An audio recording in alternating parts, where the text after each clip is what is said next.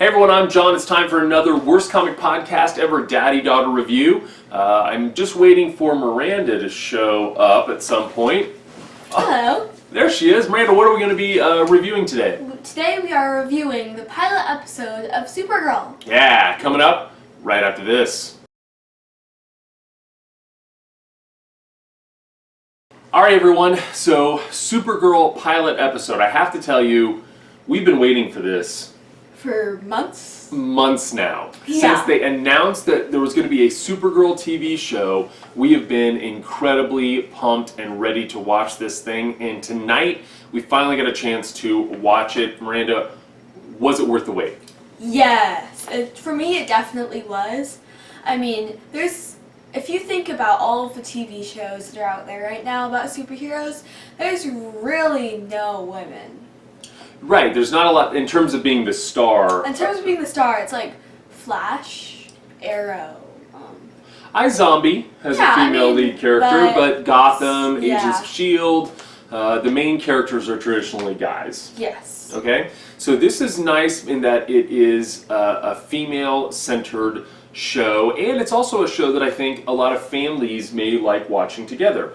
We even watched this with Mom. Yeah. So Mom watched this show with us too. She didn't want to be a part of the review, but she really liked it also. Mm-hmm. All right? So let's get right into it. The episode, let's talk a little bit about Kara. So the main character is Supergirl is Kara, played by Melissa Benoist. And what did you think about Kara and about Melissa and her portrayal? I really liked how Melissa portrayed Kara. One of the best reasons about her is that she makes her seem so human. And if you think about like celebrities, and some of them kind of, to me at least, seem stuck up and stuff. So I liked how she portrayed her as kind of insecure, not sure about who she is or her powers yet, still trying to find herself. So this is, I think, really going to be for her, this whole, especially first season, is going to be her growing into the hero that she is going to be. She's already a hero, but the fact that she is going to be able to get even stronger and understand her powers better and learn her role and maybe interact with the cat. You know, Supergirl in the comics had a cat, Streaky the super cat. So we'll see. Maybe she's going to get a super cat. That'd be pretty awesome. Or a horse. She has Comet, the super horse. That's right, although that was complicated. All right, let's talk about some of the other people in the show. How about her sister, Alex Danvers? What do you think about her? Claire Lay, I think is how you say the actress's name. Okay, so first of all, this is her adopted sister, not her biological sister. Right. So I liked her. At first she seemed kind of like jealous almost of Kara and her powers. But she eventually turned that into being happy for her and proud and trying to help her out a lot. Yeah, I think so too. I think she was jealous because her family, you know, she was the only child and got all of her parents' attention. But then when Kara came along, all of a sudden she's got the sister who can fly and can't get hurt and all these things. That's pretty amazing. So it's easy to maybe be in the shadow of that a little bit, I think. Yes. And so I thought it was very cool of her that over the course of the episode, she really grew to want to support her sister a little bit. Yeah, most shows like that would definitely just be like, I hate you, and I hate you, and now we're going to never talk to each other again. Right. And I'm sure there may be some stress between them because of the fact that they're working together with this DEO organization, but I still feel like her sister is looking to help her out and support her in being a hero, and went to really bat for her with the DEO. Yes. All right, James Olsen, Makad Brooks, I'm sorry if I'm mispronouncing that, but something like that. What do you think about him? He seems really cool. As Jimmy Olsen, he was great. I loved how he portrayed him. Any other thoughts? Well, so I just thought it was really cool. I mean, it was a good transition and a connection between the world of Superman and the world of Supergirl. And I think he brings also, obviously, a love interest to the show. You know, Mom, I believe, used the term hot potato to describe him. So we'll see where that goes and how that develops from here on out. Callista Flockhart as Cat Grant, what'd you think? Oh, I loved that. That was so funny. She was just like so mean, but so funny at the same time. So she had some comedy relief. What do you think is something that Kara can maybe learn from Kat? Confidence in herself, because, I mean, like, look at Kat. She's just, like, the head of this huge company and stuff. She's so confident, and she can do pretty much anything she wants, so rich and powerful.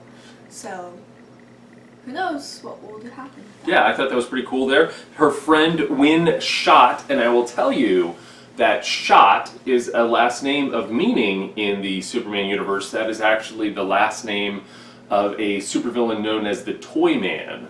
So we'll see if that comes in. But Win was her friend who does IT, helped her with the costume. It bothered some people that she gave away her identity so quickly. Do you think that was weird that she told him her secret identity so quickly? No, well, you could tell he wanted to know more about this, and he loved her already, kind of, and wanted to date her and stuff. So I think it was good, because if that can happen with them, then they can maybe just be friends, and she doesn't have to try and keep everything a secret from him. Yeah, and I think she really wanted someone to tell. I think she needed to get that out because her sister was so not excited when she saved the airplane. By the way, the saving the airplane scene, that was pretty sweet. Oh, in fact, I actually thought it was better than the saving the airplane scene in one of the previous Superman movies that I thought was I thought actually in this one it was really, really well done. Very cool with the whole bridge, and she didn't get it perfect. Should be the case. She's using her powers to save something for the first time, so I think that's actually really, really cool. Yes. We also, Vartox. What do you think about Vartox, the bad guy in this episode? You gotta admit, he's pretty sweet. Why do you say that? I know, he just seems, he doesn't want spikes coming out of their head. Spikes coming out of their head, yeah, that was pretty cool. What about that axe was pretty sweet? Oh yeah, that was, well, if you wanted to chop down a tree, I'm sure that would do a good job. Or chop Supergirl. I mean, he cut her with that. That's a powerful axe, you know? Yeah. Yeah. So, what about the big reveal at the end was who the bad character is. The big bad for this season is going to be... watch The Flash on the CW, I'm just throwing something out there. You know, Eobard Thawne / Harrison Wells, he was the baddie, but you didn't find out until about halfway through the season. Yeah, we already know that the main bad person in this season is going to be Kara's aunt, who looks just like her mother, probably because they're played by the same actress. They are? Yeah, it's the same actress, yeah. So that's why she looks exactly alike, but it's like her mom's twin sister, and you know that when she sees her, she's probably going to think, oh my gosh, that's my mom's alive, and isn't going to realize at first that that's her aunt. So that's a big deal.